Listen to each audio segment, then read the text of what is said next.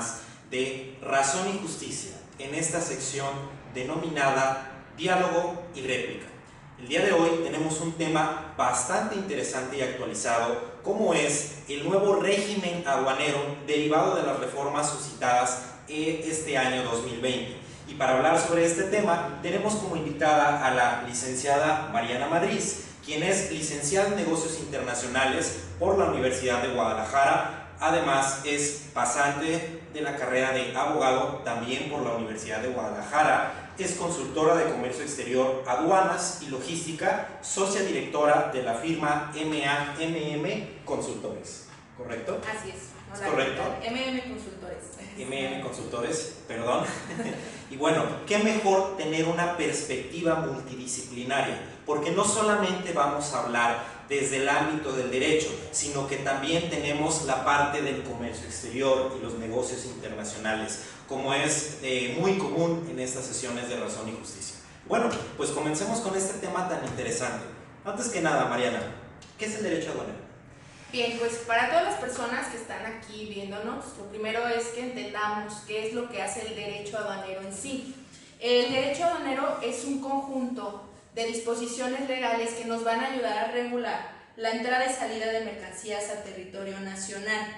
Entonces, de aquí nosotros tenemos que entender que esta disposición o esta parte, esta sección de derecho, no hace solamente referencia a una sola ley, sino a un conjunto, a todo un marco jurídico que tiene que ver o que nos va a ayudar a regular estos procesos aduanales para poder nosotros importar o exportar mercancías.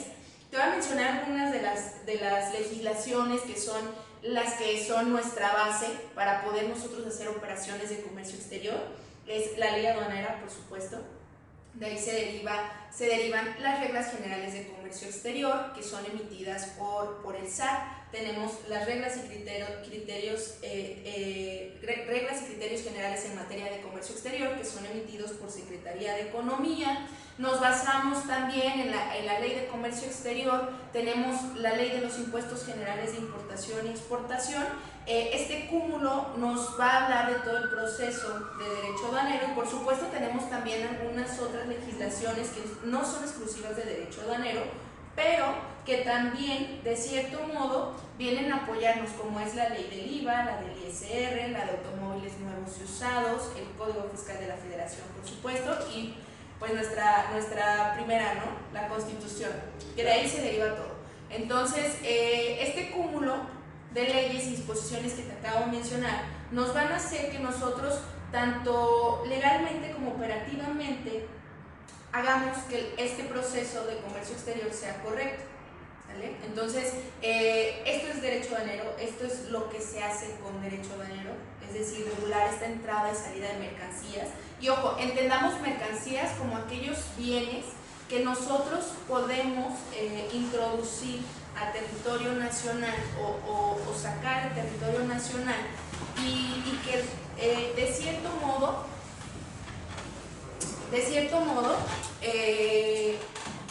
se regula, ¿no? A través de todas estas disposiciones, que no necesariamente, porque a veces se confunden mucho con la parte de decir, bueno, si yo llevo en mi maleta, eso es cosas que tú traes como pertenencia, ¿sale? No es exclusivamente la parte de decir es mercancía y la vamos a regular así. Sí tiene regulaciones, pero entendamos la mercancía como todo aquello que se va a transportar o se va a mover de cierto modo, ¿sale?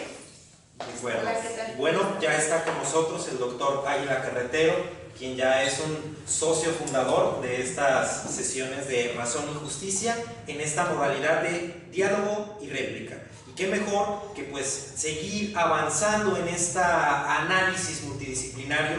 Como ya sabemos, el doctor Águila Carretero es doctor en Derecho por este Instituto de Altos Estudios Jurídicos. Esa parte médico, pero no es médico general, sino que tiene una especialidad en ginecología y otra en andrología por la Universidad Autónoma de Guadalajara, doctor. Por la Universidad de Guadalajara y el Instituto Mexicano del Seguro Social. Del Seguro Social, pero no solo eso, sino que aparte es doctor en filosofía. Entonces, bueno, seguimos complementando todo esto, estamos analizando el régimen aduanero. Queda muy interesante todo este cúmulo de legislaciones que menciona Mariana, porque a fin de cuentas se traduce en derecho administrativo, un derecho administrativo en particular que tiene tintes de cierta manera de derecho penal, porque tenemos delitos en el sector aduanero, de derecho administrativo por el gran cúmulo de leyes, porque intervienen las autoridades. ¿Qué autoridades intervienen, Mariana? Pues principalmente la autoridad aduanera, ¿no? En aduanas tenemos, o el SAT, la Secretaría de Hacienda y Crédito Público, tiene una sección específica de autoridades aduaneras, que desde ahí nos encontramos oficiales, nos encontramos al personal de la Administración General de Aduanas, y todos desprenden de ahí. Entonces, evidentemente, claro que todos los procedimientos que nosotros llevamos en comercio exterior pues, se ligan directamente con el derecho administrativo, y vamos siguiendo los lineamientos. Por ejemplo, en el caso de un procedimiento administrativo en materia aduanera, tal cual el propio nombre lo dice, que es lo más temido en comercio exterior, ¿no? Que nos hagan el embargo precautorio de nuestras mercancías. Es una de las cosas que todos le tememos, que decimos, bueno, déjame toco madera y que no me vaya a tocar rojo en la aduana, ¿no? Porque luego ahí tenemos las mercancías detenidas, ¿no? Y bien, como lo comentas, todos estos procesos se derivan de derecho administrativo. Correcto. Y bueno, pues si estamos hablando de los cambios que han pasado en el 2020, no podemos dejar de analizar el principal tratado internacional que se celebró en este año, que impactó directamente en el derecho aduanero, el TEMEC. Doctor, ¿cuál es su opinión sobre el TEMEC? Bueno, en principio de todo, yo quisiera hacer algunas observaciones. Qué interesante el tema, el derecho aduanero, los tratados internacionales que corresponden a la parte administrativa, a los derechos humanos. Bueno, no tenemos que olvidar, en tratándose de todas las materias, obviamente que los actos de autoridad y las leyes deben de estar en concordancia con la Constitución. A partir de la reforma del 10 de junio de 2011, bueno, se eleva a rango constitucional la observación de los derechos humanos que están contemplados en la propia Constitución, en los tratados internacionales. Y bueno, tenemos ahí que no se pueden librar de estos tratados y de la observancia y protección de los derechos humanos, lo administrativo, claro, lo aduanero, y inclusive los derechos sobre el debido proceso, sobre la observancia de el procedimiento o las partes esenciales del proceso, el debido proceso del procedimiento que contempla el artículo 14, el artículo 16 constitucional, los actos de molestia que están en el 14, en el 16 constitucional, los actos de molestia, los actos privativos definitivos que están en el 14 constitucional, que de ahí podríamos ver pues si un acto administrativo se ajusta a fundar y motivar, tanto sea un acto privativo o sea definitivo o sea provisional, y se considere un acto de molestia, en que la autoridad exactora deba fundamentar y motivar su acto, tanto privativo como de molestia. Podemos entrar por ejemplo en el caso de la competencia, en la cual la autoridad administrativa, al realizar uno de estos actos, tendrá que motivar y fundamentar debidamente su acto. En el caso, por ejemplo, de un acto privativo o de molestia, la competencia inclusive, y la Corte ya ha determinado que en estos actos le corresponde a la autoridad exactora fundamentar fehacientemente su acto de molestia, porque podría darse el caso de que, tratándose de la fundamentación con una norma que pudiera resultar compleja, que tenga el artículo, fracción, inciso, subinciso, la autoridad debe de demostrar efectivamente con todo, inclusive incisos y subincisos, y pudiera haber una parte que no tenga eso, pues tendrá que transcribir la parte que le da la competencia, porque no puede dejar como una carga del gobernado que busque en dónde está. No, y qué bueno que lo menciona, perdón, lo voy a interrumpir ahorita, que menciona esta parte, porque lamentablemente, y lo digo lamentablemente, el contribuyente en este momento está pasando una situación muy pesada en comercio exterior. Todas las modificaciones que ha habido lo afectan directamente y la autoridad, o sea, no existe, porque realmente no existe un modelo en el que tú digas, bueno, yo quiero hacer un trámite, hago mi trámite, te estoy pidiendo, por ejemplo, voy a dar un caso muy específico, la industria manufacturera ahorita está sufriendo tremendamente, le están pegando con todo, ¿por qué? Porque nos dice el señor presidente, todos somos corruptos y la industria manufacturera es la más corrupta de México, y entonces vamos a darle, y le está dando con todo, y están dando cosas que están pegando muy mal, y justo en este tipo de actos, ¿no?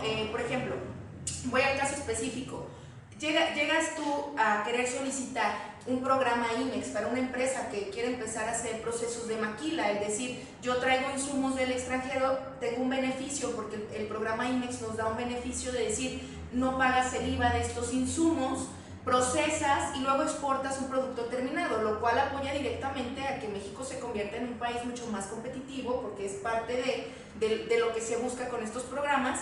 Y entonces tú haces una solicitud, y tenemos ahorita que una empresa puede tener 5, 6, 7 negativas, porque aparte los trámites se hacen en línea, no tenemos un contacto directo con la autoridad, hablas a los teléfonos que te dan, vas a Ciudad de México y te posicionas ahí a preguntar, oye, a ver, me estás haciendo un requerimiento, yo te presenté esto, dime, ¿no? O sea, dime exactamente qué quieres, porque la ley me dice que este es el requisito y aquí está el requisito específico, y entonces tú no me lo estás aceptando.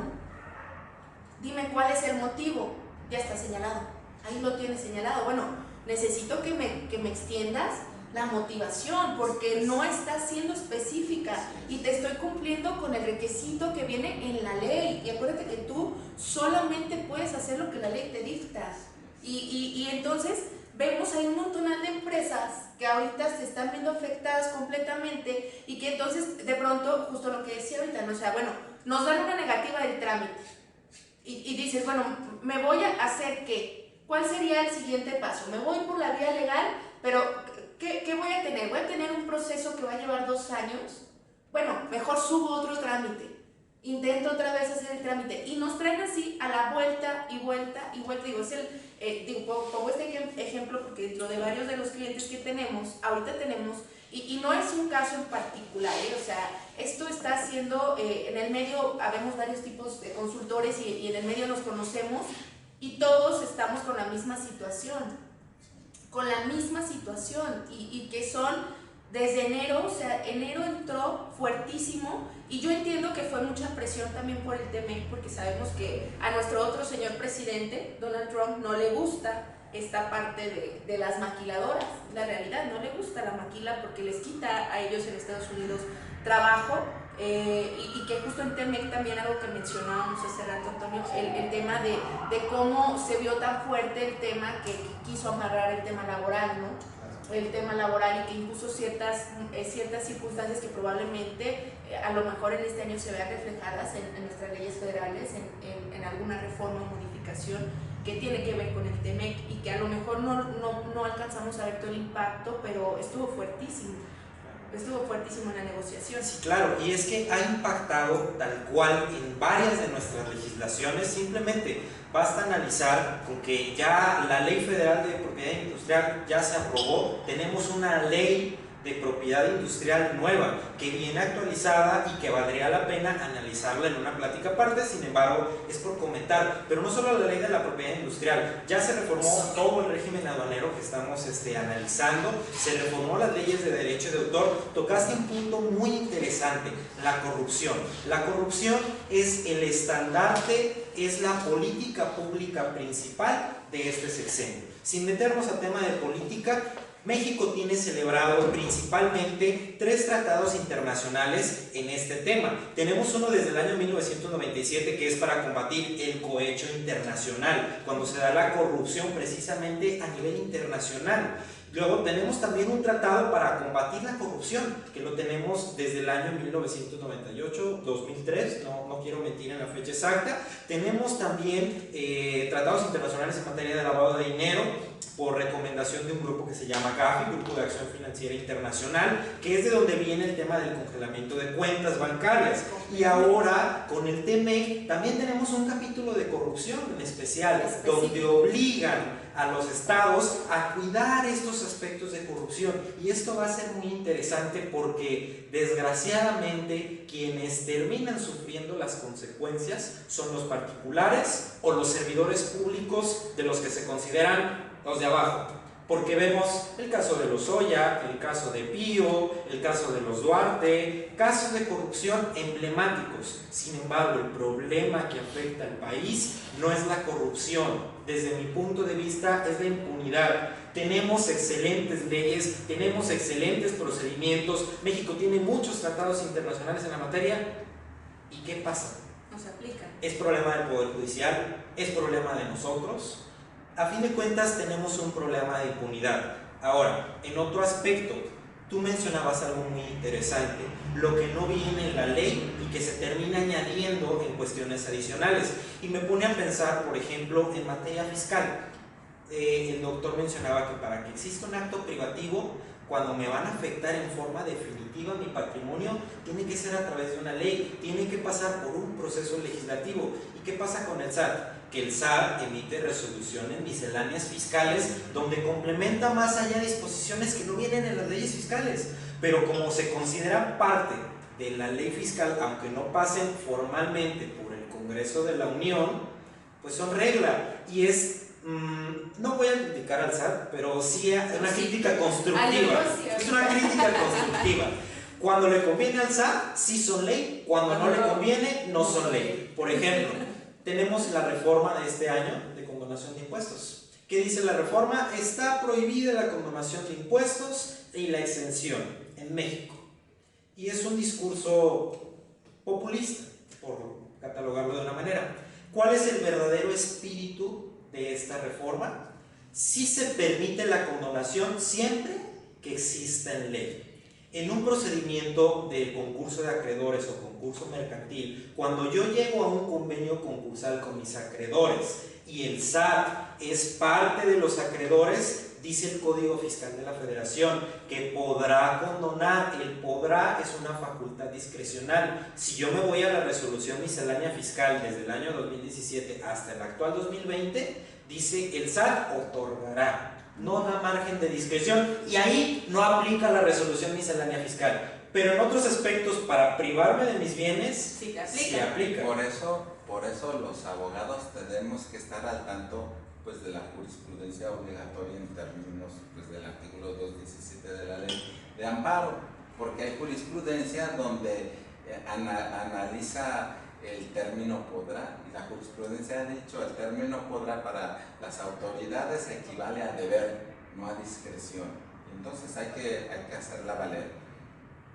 Otro ejemplo pues, de esta cuestión de la corrupción es que en tratándose, por ejemplo, de las conductas sancionadoras por ilícitos o delitos fiscales, en esta materia deberá imponerse a la letra, pero no por mayoría de razón, más o menos como en la materia penal. O sea, debe de tomarse en cuenta, y hay jurisprudencia que para los delitos fiscales debe de existir también la tipicidad para poder encuadrar efectivamente la conducta desplegada con la norma prohibitiva. Claro.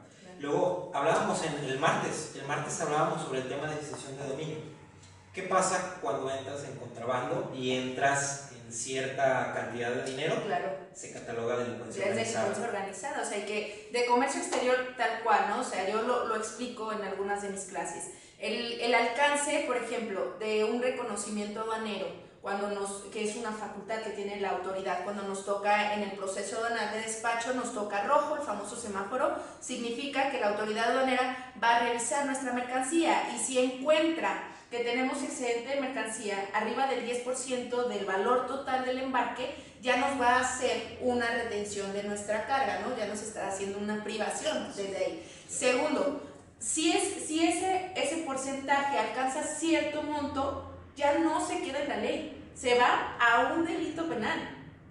Y es justo lo que estás comentando, ¿no? Nos vamos a este delito penal en el cual nosotros estamos haciendo, se puede considerar ya sea contrabando o se puede considerar también como, se me fue la... Contrabando equiparado. No, también es la omisión de contribuciones, defraudación fiscal, o se puede ir a defraudación fiscal, o sea, se puede ir por esas dos vías, contrabando o defraudación fiscal, y ambas se van a delincuencia organizada. Entonces ahí tenemos que de una simple situación en comercio exterior, que ojo, no estoy diciendo que, o sea, que se te va a ir, pero se puede pasar, o sea, son errores humanos en los que te puedes equivocar, que gravísimo que te equivoques, pues que se equivoque nuestro agente aduanal, ¿no? En declarar a lo mejor erróneamente la carga, pero puede pasar. No, y luego, Mariana, algo, y ahí nos afecta fuertísimo. Claro, algo, perdón que te interrumpa, algo muy importante sobre los agentes aduanales. ¿Qué tal con esta reforma 2020 con las categorías arancelarias? ¿Qué cambios hubo? Fíjate, hubo y está habiendo muchísimos cambios y afectaciones en todo, sinceramente. O sea, sí entiendo yo que traemos mucho el tema de empezar a limpiar las aduanas. Sí, las aduanas es uno de los lugares donde más corrupción se da, sin duda. Pasa, ¿no? O sea, no vamos a decir que no nos vamos a hacer de la vista gorda, no, pasa. Como en todo, pero sí, o sea, te estás fregando a un 80% de empresas que buscan hacer las cosas bien y les estás dando, que se vuelva incompetente y burocrático el proceso de despacho cuando ya no debería de ser así. O sea, ya no debería de ser así, ya no tendríamos que tener estas incompetencias y les están pegando. Por ejemplo, ayer se publica el anexo 241 de las reglas y criterios generales en materia de comercio exterior. Es un anexo que se le conoce en el medio como acuerdo NOM, que es algo donde pega muchísimo, que son el tema de las normas oficiales mexicanas, ¿no? Es decir, estas normas oficiales mexicanas pues son regulaciones y restricciones no arancelarias en las mercancías. ¿Qué quiere decir? Son imposiciones que deben de cumplir para salvaguardar la integridad, sobre todo de las personas. Ese es el objetivo de las normas, ¿no? Y tenemos normas de diferentes tipos, de Conagua, para productos eléctricos, para juguetes, de Cofepris, etc. Entonces, hay ciertas normas que estaban, y otra vez vuelvo, le están pegando a la industria maquiladora, que es la industria que está haciendo fuerte a México económicamente, que está moviendo. Entonces tú dices, bueno, ¿cómo esperas que esto no impacte en otras cosas? Porque están quebrando las empresas. Claro. O sea, están quebrando las empresas y son empresas que dan empleos y son empresas que están generando movimientos en México. Y entonces le están pegando con esto de las normas. ¿Por qué? Porque ahora les dicen, antes había la facilidad, si tú eres una empresa maquiladora y este producto lo estás importando, no para venderlo o comercializarlo, sino porque es un insumo que vas a incorporar a un producto, pues te doy la facilidad de que no se cumpla con la norma, porque va a ser para insumo, no para un producto terminado. Al final, lo que la norma o el objetivo de las normas oficiales mexicanas lo que buscan es que el consumidor final tenga un producto de calidad que no le represente un peligro. Entonces, si yo te estoy diciendo, bueno, es que yo no se lo vendo al público en general, ¿cómo vienes a imponerme ahora esta parte, cuando a lo mejor yo lo que hago es que lo incorporo a un producto para la industria automotriz, que va a ser al final un automóvil terminado, no va a ser un producto que te voy a vender a ti por sí solo, ¿no? Entonces, son ciertas circunstancias que le pegan. ¿Por qué? Porque esto cómo afecta, y lo voy a aterrizar a cómo afecta al contribuyente. Afecta primero en tiempos, porque hay incompetencia de las autoridades para resolver en tiempo y forma, y te lleva, o sea, te voy a decir, este tipo de normas se hacen a través de organismos certificados que son privados, pero que están certificados por parte de la autoridad, que son pocos los que existen en México, y que se mandan a sus laboratorios, y que hace un mes despaché la mercancía de un cliente que tenía un año parado en la aduana, porque hicieron el trámite con el organismo certificador que te dice en 30 días te resuelvo, y se tardó un año en resolver eso, el permiso. Y entonces, ¿sabes cuánto pagó tan solo de almacenajes? 2 millones de almacenajes. Entonces, tú dices, oye, a ver, vienes y me vienes a imponer esto, y entonces, ¿cómo esperas que exista competitividad en el país? ¿Y cómo esperas que tengamos una industria en la que nos vayamos haciendo fuertes? ¿Y cómo esperas si estás cerrando facilidades de manera no analizada? O sea, tienes que analizar. Yo no digo que no se hagan, está bien, el objetivo es bueno al final, pero tienes que analizar muy bien cómo va a impactar, porque se supone, si no, entonces, ¿qué fregados están haciendo?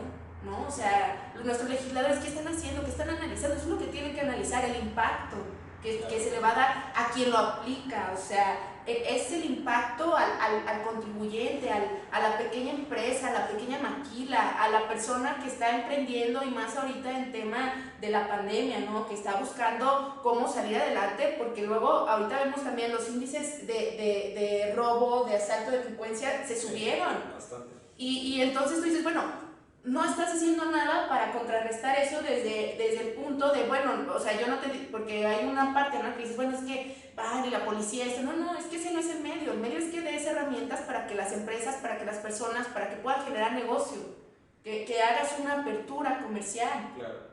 Y no se está haciendo, perdón. Sí, no hay problema. Y es que desgraciadamente, digo, me encantaría escuchar el argumento aquí del doctor, cómo desde la ponderación, desde la teoría de Robert Alexy, y analizando a la filosofía del derecho y a la economía, podríamos impugnar este tipo de situaciones. Sin embargo, perdón que sea pesimista, por eso quiero escuchar al doctor, pero estamos en un cambio de un sistema político y económico, donde pasamos de un sistema capitalista que busca el fomento y el cuidado de la empresa, que es el objeto de la ley de concursos mercantiles. Preservar la empresa es un objetivo de interés público.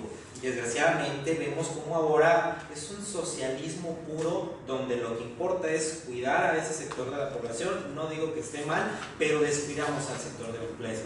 Vemos con tristeza cómo en muchos países, por ejemplo como en Nueva York, un tribunal suspendió que te pudieran lanzar, que por no pagar rentas. No significa que te condonen que no pagues rentas, simplemente que mientras durara la pandemia ninguno podía demandar y podía lanzar a su inquilino. O países que permitían el pago diferido de impuestos por lo mismo, para fomentar la economía. Claro. Aquí en nuestro país.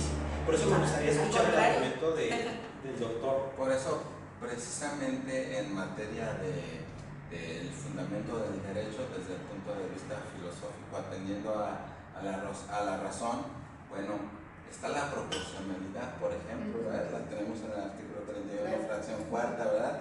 El contribuyente va a contribuir de manera proporcional. Bueno, la proporcionalidad tiene también que ver con las sanciones. Las sanciones debieran ser proporcionales a la actividad ilícita que se pudiera considerar, y no sobrepasar la sanción, porque entonces pasa eso. Las empresas dejan, ¿verdad? Dejan porque está siendo mucha la carga, y en esta cuestión que plantean, que tarda un año o mucho tiempo, bueno, hay que ver también que se está violando por parte de las autoridades esa expeditez de los procedimientos. El artículo 25 de la Convención Americana sobre Derechos Humanos dice que contra todo acto, cualesquiera que sea este acto de una autoridad, debe de haber un recurso que sea sencillo, pero además que sea rápido y que sea idóneo. Y vemos en la realidad que eso muy difícil sucede, ¿no? Que sea rápido, idóneo y además sencillo. Piden una serie de requisitos que alargan mucho los procedimientos. Bueno, pero además ni siquiera es la única convención. Está el Pacto Internacional de Deberes Civiles y Políticos, y en su artículo primero, 7, 8, 10 y 30, todo está también relacionado y vinculado con lo que dice la Convención Americana sobre el debido proceso en su artículo 8 de la Convención y en el 25 de la expeditez y los recursos, y siempre debe de haber un recurso, nada que sobre esto no procede el recurso porque se viola eso directamente. Además, como iluminatorio de la inteligencia humana, pues después de la Segunda Guerra Mundial, 1948, se realiza la Declaración Universal sobre Derechos Humanos y también viene todo eso. De ahí se han inspirado muchos tratados internacionales, aparte de los tratados especiales, ¿no? En las cuestiones aduaneras, administrativas, etc. Entonces hay que tenerlos en cuenta para que en el momento que ya estamos viendo que se están haciendo largas, poder impugnar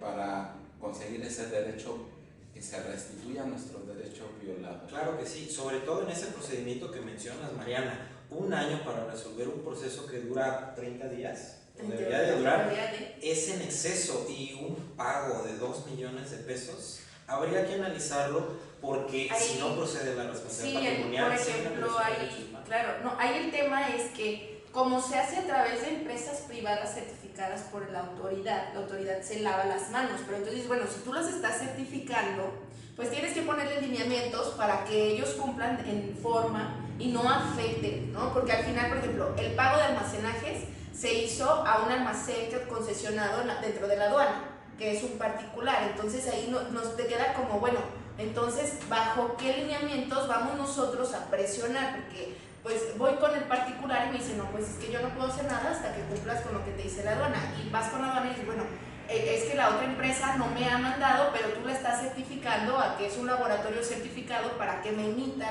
el permiso, y ellos no están cumpliendo con los lineamientos, ¿no? Y entonces ahí nos lleva a decir, bueno, entonces los vamos a demandar por otra vía, pero eso me va a llevar también otro pleito que cuánto va a durar, y entonces, ¿qué es lo que hace el contribuyente? Dice, pues me espero, no me queda de otra, me espero, ¿no? O en el tema, por ejemplo, que es directamente con Secretaría de Economía para resolver el tema de las IMEX, ¿no? Es decir, yo quiero un programa nuevo IMEX, y entonces te voy a decir una negativa que, o sea, me dio tanto coraje, yo dije, no puede ser, o sea, no puede ser, porque nos da la negativa del trámite y uno de los requisitos es que presentemos contratos con nuestros clientes, ¿no? Para eso, tú sabes que hay empresas que comercialmente no trabajan bajo contrato, pero habíamos presentado facturas, pusimos jurisprudencia de la factura, que sí es un vínculo jurídico y toda la cosa, ¿no? Entonces no nos lo aceptaron, se habló con los clientes, oye, estamos así en trámite, esto hay que hacer un contrato, está bien, te hacemos un contrato, se sube el contrato, y la autoridad nos niega el permiso, el trámite, nos dice, sea negativa porque se considera que no existe relación de vínculo jurídico, porque hablamos al cliente y no nos contestó. Y entonces yo digo, o sea, ¿dónde fregados dice que le vas a marcar y que te tiene que contestar y que aparte tienen que saber que yo hago negocios contigo? Además, aquí no debe existir la presunción. Sí, o sea, y aparte dices, bueno, aparte es como, yo digo, bueno, si te contestó la secretaria y la secretaria no tiene idea de quién eres y quién es la otra empresa, porque no pueden tener la información, o sea, hay muchos departamentos, o sea, es una tontería, y que tú me estés diciendo, te estoy negando tu trámite porque no se comprueba el vínculo jurídico, porque no me contestaron, ¿no? Y que tú dices, o sea, y esto, o sea, y es... Viola el principio de razón suficiente de que hemos hablado. Correcto, un principio muy importante, y aparte que, digo, es Secretaría de Economía, pero el SAT es experto en las presunciones. Puedes presentarle documentales públicas, periciales, certificaciones de hecho y todos los medios idóneos, y al final te va a decir, no, es que yo presumo que tal vez solo en el supuesto, no. Para mí que esta operación es inexistente. Hay un tema muy interesante que posteriormente vamos a tratar aquí en Razón y Justicia, que es la materialidad de las operaciones, y ahora con las reformas fiscales 2020, la razón de negocios. Y aquí el SAT es muy complicado. Y mira, Mariana, en particular, un servidor maneja el derecho administrativo. Digo, tú eres mi experta en derecho aduanero, pero con el SAT tiene dos tipos de facultades. Tiene las facultades de comprobación, que es las facultades para checar, para verificar que los contribuyentes cumplan con sus obligaciones, y si no han cumplido sus obligaciones, obligarlos a que las cumplan, determinar créditos fiscales, entre otras cosas. Pero también cuenta con facultades de gestión.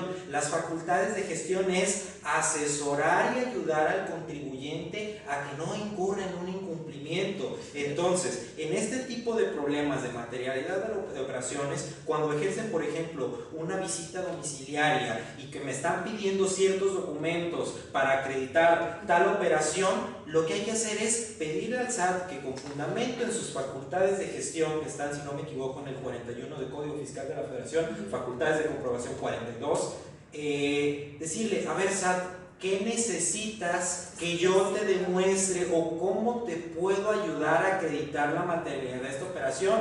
Pero no me pidas el certificado de función de mi abuelita, o no me pidas una certificación de hechos en Holanda. O sea, lo que me vas a pedir, pídemelo fundado y motivado. ¿Para qué? Para que si al concluir esta visita domiciliaria me desestiman esta operación y me determinan un crédito fiscal, yo atacar ese razonamiento que utiliza el SAT para ver si está fundado o no, lo que habla del doctor de la razón suficiente. Además, específicamente en esta materia de las facultades de comprobación del SAT, como una visita domiciliaria, debe de equipararse esa visita domiciliaria, de acuerdo a la jurisprudencia de la 10ª época, a una orden de cateo.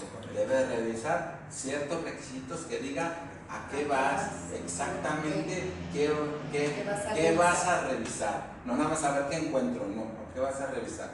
Así es. Claro. No, y en comercio exterior llegan y: hola, ¿qué tal? Vinimos a la visita, primero vamos a dar una vuelta, vamos a hacer, o sea, y tú dices, bueno, a ver, déjame aquí, ¿qué me vas a revisar? Esto, lo otro, ¿no? Y cuando termina la visita, ya te pide: te voy a pedir esto para mañana. Entonces tú dices, bueno, hay que revisarlo, ¿no? Claro, no, entonces es totalmente, o sea, por ejemplo, nosotros con nuestros clientes, en caso de visitas, es: dile que no estás, que te deje lo que necesitas, que se presente mañana. Que te deje lo que necesita por escrito, se presente mañana. No, pues es que me están diciendo que no pueden venir, no, pues ni modo, que no vengan, es problema de ellos. Tú diles que no los puedes recibir en este momento, que te deje lo que van a necesitar y mañana que se presente a primera hora. Sí, ¿no? Y que uno tiene que proteger la seguridad jurídica. Claro, y que dice uno, bueno, qué tristeza que tengamos que estar viviendo en esta... Bueno, yo siempre les digo, me encanta el pleito con la autoridad, ¿no? Y me encanta porque me parece absurdo muchas de las cosas que se hacen, que son muy... es que ya lo estoy diciendo ahorita, ¿no? O sea, ayer no estaba, pero hoy ya te lo dije. Y que tú dices, bueno, ¿dónde dice, no? Y que justo lo que decías algo hace rato, que antes de que se me pase, ¿no? Y que también está pegando fuertísimo ahorita, y que es otro tema también duro contra las maquiladoras, insisto, duro, les están dando duro. En 2014 surge una certificación que se llama certificación IVAEX, que ahora todas las empresas que estaban bajo el programa IMEX tienen que certificarse para seguir gozando con los beneficios del IMEX, si no ya no lo ibas a tener. Continúas con el programa, pero para que sigas con los beneficios del préstamo tienes que hacer la certificación. Y entonces surge en 2014, las empresas pues obligadas se certifican porque dices, pues me va a pegar directamente otra vez al hecho de te voy a pagar el IVA de insumos, cuando con el IMEX el beneficio es que no lo pagues porque estás maquilando y vas a exportar un producto, y por eso hablamos de importaciones temporales, no son productos que se van a quedar aquí en México. Entonces nos dice, para seguir teniendo ese beneficio te certificas. Y entonces nos vamos con esta certificación IVAEX y sale un boletín. O sea, ni siquiera así, o sea, salió un boletín de la autoridad, ¿no?, que emite, y en donde aclara, porque hubo una modificación en la que había de reglas, hace una precisión, porque dice, en las reglas, en el capítulo 7 está hablando de todas las empresas certificadas, cuando antes, en ese capítulo, tenemos 3 tipos de certificaciones: la certificación de IVAEX, la de origen y la certificación de operador económico autorizado, que es lo que certifica la cadena de seguridad, la cadena de suministro en materia de seguridad, que también el TEMEC metió por ahí algunas cosas, ¿no? Y que también impactan, y a ver si ahorita alcanzamos a platicar de eso. Pero nos decía antes, para el operador económico autorizado, que tú solicitaras este permiso tenía un pago de derechos de aproximadamente 29,000 pesos, ¿no?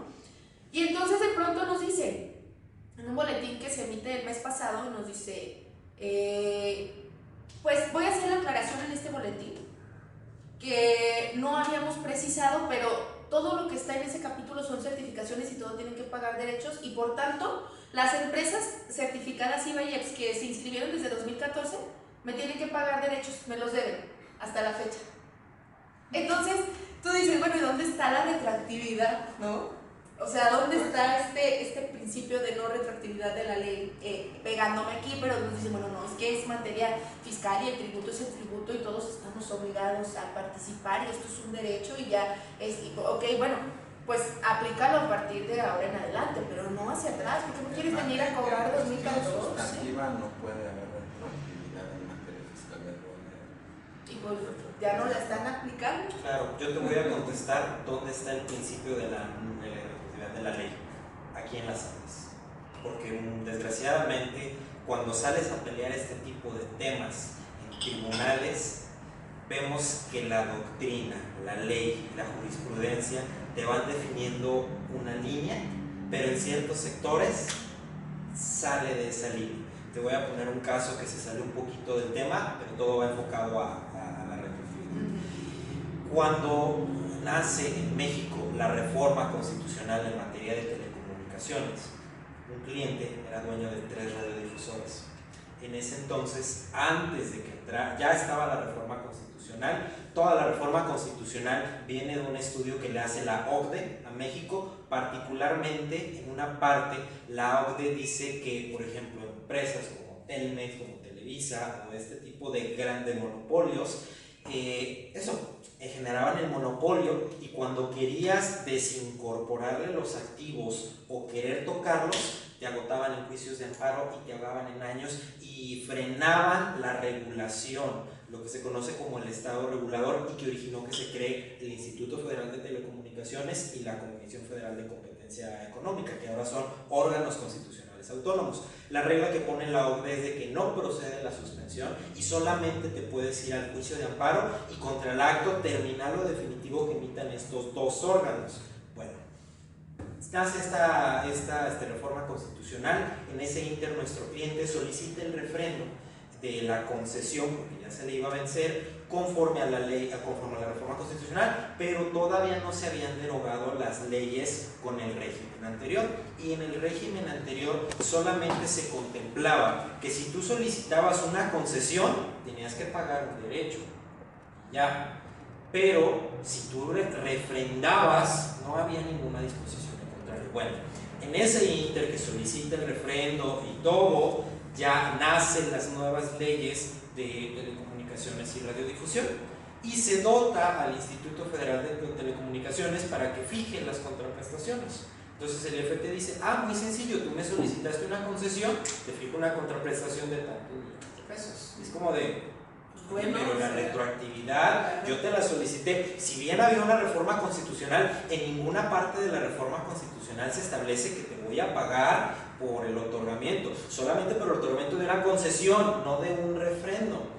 Ahí la Corte hace una interpretación de que refrendar es volver a solicitar, y que volver a solicitar se entiende como una sola cuestión, y no analizan la irretroactividad en este caso que se materializó. Y peor aún, bien dijo el doctor que las facultades discrecionales se deben entender como una obligación, como aunque te implique la discreción de la autoridad, es una obligación. Aquí no, porque hay facultades discrecionales que tienen un amplio margen de discrecionalidad y no tanto margen, y las únicas autoridades que tienen un gran margen de discrecionalidad son el IFT y la COFESE, por su naturaleza de estado regulador. Dice, el IFT puede determinar conforme a la mecánica que él quiera, porque ni siquiera viene en ley como calculó esta contraprestación.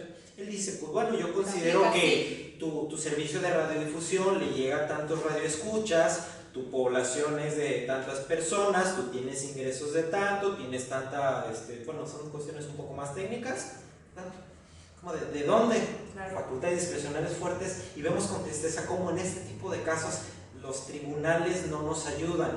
Eso significa, porque por la temática de la plática, que estamos perdidos, que vamos para mal. No, porque como bien dice el doctor, tenemos tratados internacionales en los que México es parte y que un órgano internacional va a tener que intervenir en esto que se llama derechos sociales, económicos, culturales y ahora hasta ambientales, los famosos DESCA. Claro, no, y que yo lo he comentado muchísimo con varios clientes, ¿no? Y decir, a ver, ahorita Karen, todas las cámaras tienen que presionar. O sea, por eso estamos como industria, los diferentes sectores en un momento de, ahora sí que unir fuerzas, ¿no? Lo diría yo, tal cual, y presionar. ¿Por qué? Porque te está afectando, o sea, una sola se va a ir y tal vez le dan caso, pero ¿cuánto le va a llevar? Pero ya es el hecho de decir, o sea, ahorita las cámaras son las que tienen que entrar a presionar, o sea, si no, ¿cuál es tu función? ¿Para qué estás ahí? De que, sí, vente a la membresía y te damos capacitación, ¿no? O sea, sí, qué bueno que nos estés capacitando, sí, qué bueno esto, pero ahorita ve y representan o no, y más porque la ley aduanera, tal cual, tiene muchas situaciones en trámites en los que dice, podrá presentarlos a través de su agente aduanal, el importador, el exportador o las cámaras. Les está dando facultades para que ellos hablen a través de sus partícipes. Entonces ahí es el momento en el que pues tienen que entrar a presionar, ¿no? La presión de, bueno, vamos, porque esto nos está afectando y no está afectando a 1, 2 o 3, o sea, tenemos 6,000 empresas, es decir, cómo nos está afectando aquí y nos va a seguir afectando y cómo esto impacta directamente no solo al propio contribuyente, sino a un montón de empresas de personas que dependen de ellos porque tienen una rama de trabajadores, de a lo mejor 1,000, 2,000 trabajadores, que tú dices, bueno, ¿qué va a pasar? O sea, no solo me estás afectando a mi contribuyente, estás afectando a tantas familias que llevan el sustento de tu casa de lo que yo genero de trabajo. Por eso debemos de tener en cuenta lo que hemos platicado en otras ocasiones, lo que es el derecho en realidad, lo que es desde el punto de vista ontológico y no desde el punto de vista de lo que el que está en poder quiere que sea el derecho. Hace algunos días estaba leyendo un artículo donde me pareció muy buena una afirmación que se decía en el texto, ¿no? Que en el derecho, el derecho, entre otras muchas cosas en los que se sustenta, debe sustentarse en los mínimos éticos, en las mínimas conductas éticas que debe tener en cuenta el Estado por el bien común de los gobernados, los mínimos éticos, o sea, la mínima conducta correcta que tome el Estado, y de ahí en adelante donde aplica pues, la progresividad de los derechos humanos, la progresividad, la intercomunicabilidad, la indivisibilidad, el respeto, la defensa, todo eso que el Estado debe de hacer, y no simplemente que tengamos un catálogo muy bonito de derechos humanos que estén en las leyes, en la Constitución, en las convenciones, y finalmente el Estado viole todo. Claro. ¿Verdad? Claro. Mariana, ¿cuál sería tu conclusión? ¿Negativa, positiva, falta por hacer? ¿Qué cambios va a traer? Digo, ya vimos varios, pero ¿cómo concluyes estas reformas, este nuevo marco aduanero en este año?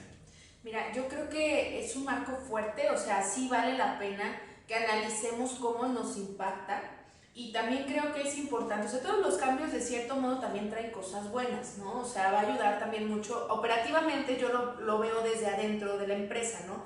Y sí, operativamente probablemente les va a hacer que gestionen muchos más temas en la institucionalización de sus procesos, porque obviamente a eso va, ¿no? Y que va a afectar, porque afecta todos sus procesos, todas sus áreas administrativas, producción, cadena de suministro, proveedores y demás, ¿no? Entonces probablemente ese puede ser el lado positivo, te va a ayudar a ti, empresa, a que te vuelvas más ordenada. ¿no? Porque es al fin lo que nos llevó el hecho de estar revisando opiniones positivas cuando entraron, ahorita ya es como, pues tú eres el auditor de tu cliente, de tu proveedor, ¿no? O sea, le estás quitando la chamba al SAT porque tú mismo los estás auditando, si no te friegan, te cancelan, te bloquean una cuenta y sí, ya valiste, ¿no? Te pararon operaciones porque no les puedes pagar, no puedes hacer, no puedes recibir. Pero bueno, tal vez ese sería el punto positivo que yo puedo ver, el hecho de decir, bueno, vamos a empezar a institucionalizarnos más en esta parte administrativa como empresas, tener un poco más de control, pero también de acercarnos a las instituciones, por ejemplo, las cámaras, a empezar a ver y ver cómo nos podemos mover como sector, cómo nos vamos haciendo más fuertes, porque si vamos a empezar a tomar fuerza hay que hacerlo como sector, cómo nos hacemos más fuertes y cómo nos apoyamos en esto. Y a lo mejor la primera contienda va a ser con la propia autoridad, que es la parte negativa, estamos haciendo esto porque me estás afectando, ¿no? Y esa afectación nos lleva a quebrar, pero entonces sería, pues bueno, vamos a buscar mejor cómo nos hacemos fuertes y vamos con esta parte a presionar acá para que nos escuchen.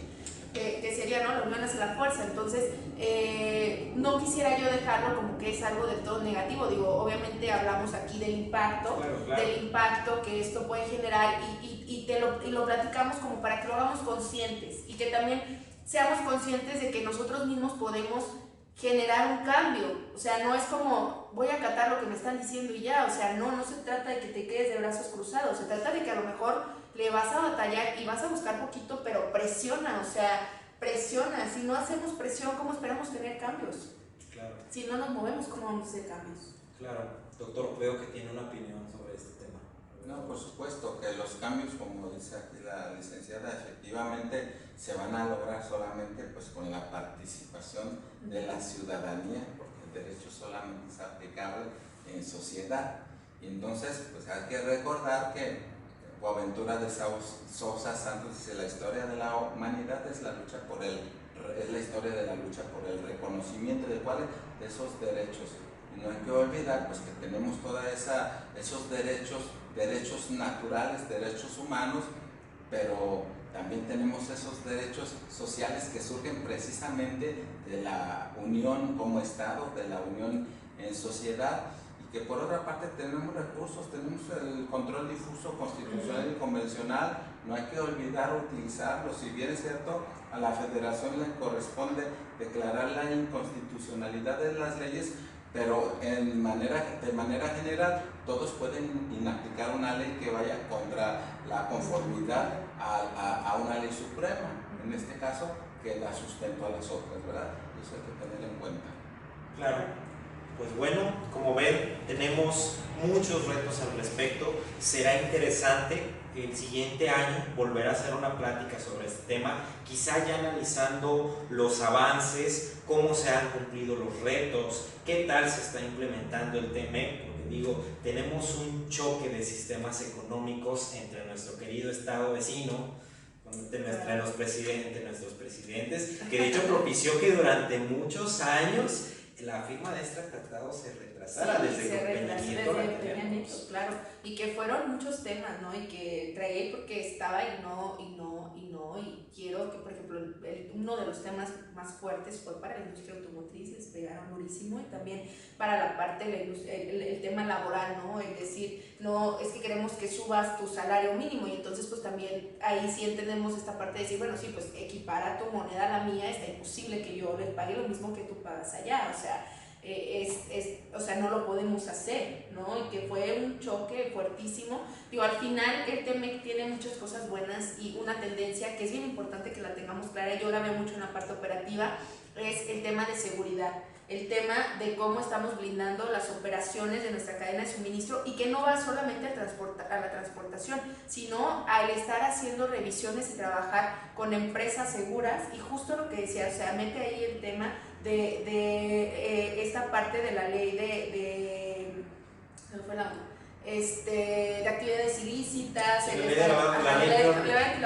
la ley antilavado, ¿no? De estar revisando nuestros proveedores logísticos, que es una tendencia, por ejemplo, para las empresas de transporte, es sin duda, o sea, sin duda lo que viene. A 5 años en comercio exterior, para que tú puedas trabajar con un proveedor logístico, va a tener que tener sí o sí una certificación en materia de seguridad, sí o sí, porque si no, ya no se te va a permitir trabajar. Así como nos están haciendo ahorita la opinión positiva, que la revises de manera mensual y que todos estén bien, va a entrar lo mismo. Entonces va a ser una tendencia que yo veo de aquí a 5 años y que es importante que las empresas consideren, ¿no? Estoy yo en un grupo, es una red de mujeres aduaneras de América Latina.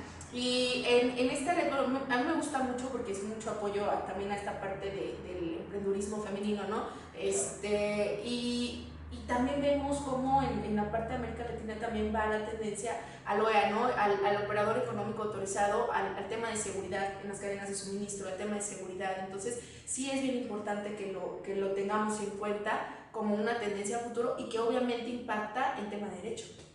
Claro. Completamente, porque es la base. Si no se estipula en algo, no se puede aplicar. En el derecho y aterrizado en un enfoque multidisciplinario. Ya lo vieron ustedes desde la perspectiva del derecho, desde la experta en derecho aduanero, en negocios internacionales, desde la filosofía del derecho. Creo que ahora no nos tocó hablar de la medicina, pero ya habrá más sesiones para poder hablar al respecto. Y pues bueno, muchas gracias. Les recordamos que estamos localizados en la avenida Ávila Camacho, número 2047, en la colonia Lomas del Country, en Guadalajara, Jalisco. Los números para que se comuniquen con nosotros son el 38 23 25 35 y el 38 54 43 15. Repito, 38 23 25 35 y 38 54 43 15. Bueno, nos vemos en la siguiente sesión el día martes en Ágora Jurídico. Gracias, hasta la próxima. Gracias por la participación.